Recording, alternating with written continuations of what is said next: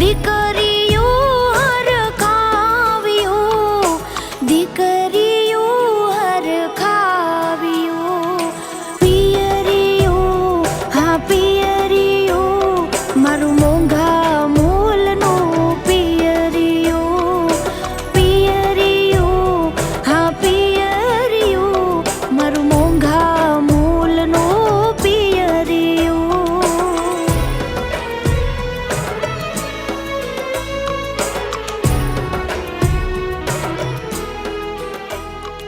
જેમણે 5200 કરતાં વધારે દીકરીઓના જેમણે કન્યાદાન કર્યા છે એવા મહેશભાઈ સવાણીને વિનંતી કરું કે અહીં બેઠેલી દીકરીઓને અને અમારા માનવંતા જમાઈઓને સમજણના 2 શબ્દો કહેશે. મહેશભાઈ સવાણી. જય રામાપીર બધી દીકરીઓને અને કુમારોને. આજે પિયરિયું લગ્ન અને એનો પ્રથમ દિવસ અમારા માટે બહુ ભારે હોય. મને એમ થાય કે બધી દીકરીઓના માંડવે હું પહોંચી શકીશ કે નહીં પહોંચી શકું, મહેમાનોને સંભાળી શકીશ કે નહીં સંભાળી શકું, કોઈ મહેમાનોને ખોટું ન લાગી જાય, કોઈ દીકરીઓને ખોટું ન લાગી જાય. અત્યારે મને ખબર છે કે બધી દીકરીઓનું એક સપનું હોય કે મારા માંડવામાં મારા લગ્ન વખતે મારા પપ્પા આવે. અને હું દર વખતે લગ્નમાં કદાચ 20 કિલોમીટર મારું વોકિંગ થઈ જતું હોય છે, એક માંડવાથી બીજા માંડવે, બીજા માંડવાથી ત્રીજે માંડવે. પણ પછી બહુ ખુશી થાય, તમારા લગ્ન થાય, તમારી વિદાય થાય, ખુશી બહુ થાય કે મારી દીકરીઓ સાસરીએ ગઈ. પણ 2-3 મહિના, 6 મહિના, 10 મહિના, 12 મહિના, 2 વર્ષ અને પછી કોઈક દીકરીનો ફોન આવે ને જમાઈનો ફોન આવે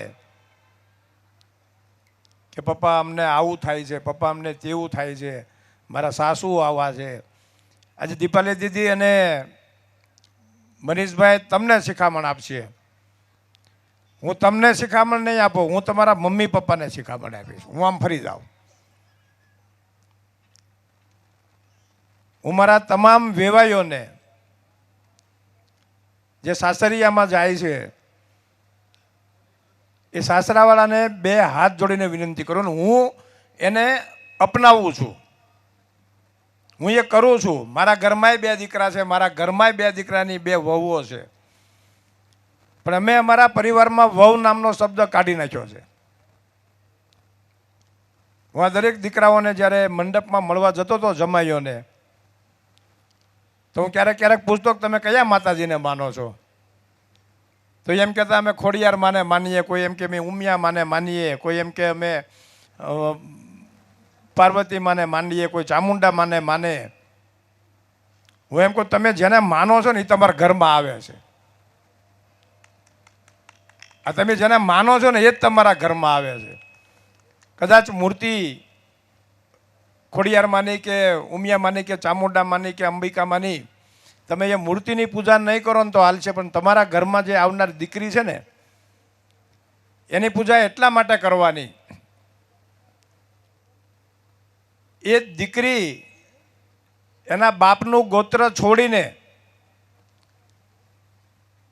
એના બાપની અટક હોય ને, ગોત્ર એટલે અટક, એ બાપની અટક છોડી, બાપનું નામ છોડીને, અત્યાર સુધી એ દીકરીની પાછળ એના પપ્પાનું નામ હોય, ભલે એને હયાત નથી છતાં પણ એના પપ્પાનું નામ હોય, એની અટકમાં એનું ગોત્ર હોય, એ બધું છોડીને અહીંયા અગ્નિની સાક્ષીમાં ફેરા ફરીને હવે પછી એના પપ્પાની જગ્યાએ એના પતિનું નામ લાગે અને એની અટકની જગ્યાએ એના સાસરિયાની અટક લાગે.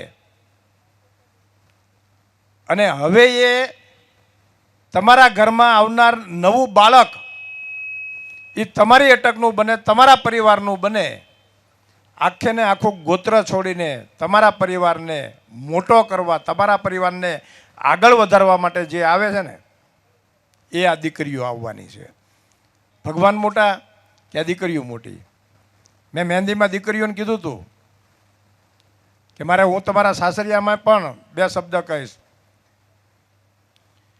ઘણા બધા જોતા હોય કરિયાવરમાં હું આપ્યું, મને ઘણા બધા પૂછે કે તમે કરિયાવરમાં શું આપો છો, કે સમૂહ લગ્ન કરતા હોય ને એ પૂછે કે મને લિસ્ટ આપો ને કરિયાવરમાં તમે શું આપો છો.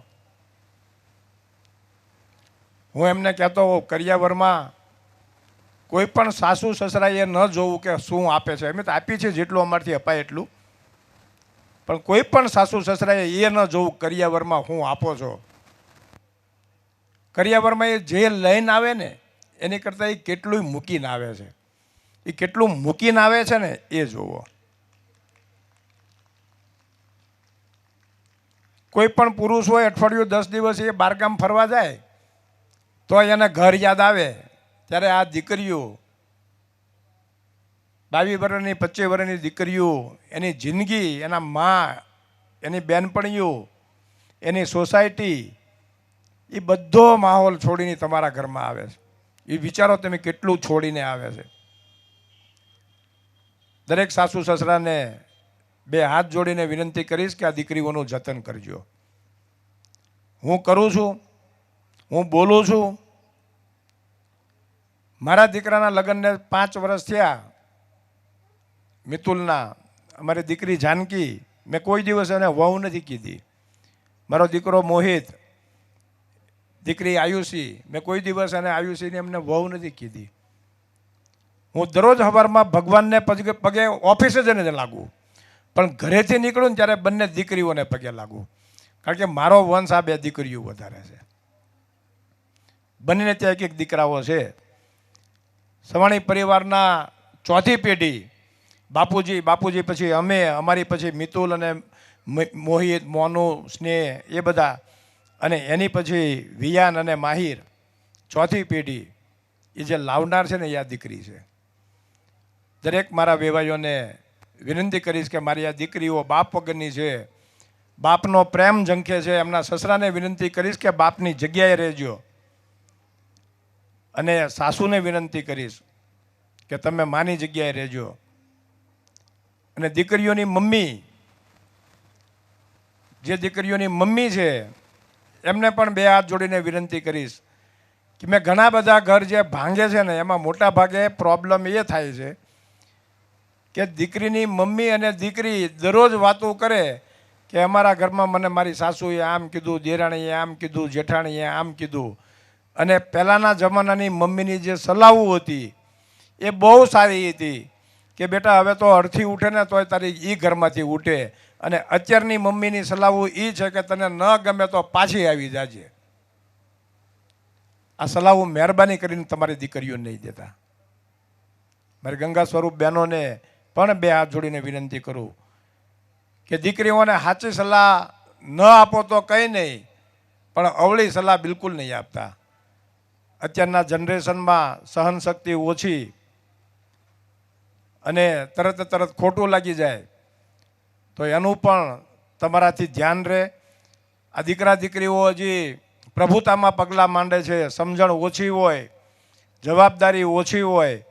જ્યાં શીખવાડવું પડે ત્યાં શીખવાડજો એવી હું આશા રાખું છું.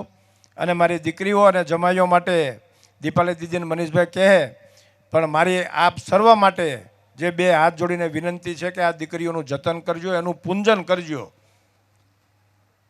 એનું પૂંજન કરશો ને તો એ બહુ પૂન મળશે એવું મારું માનવું છે. જય રામાપીર.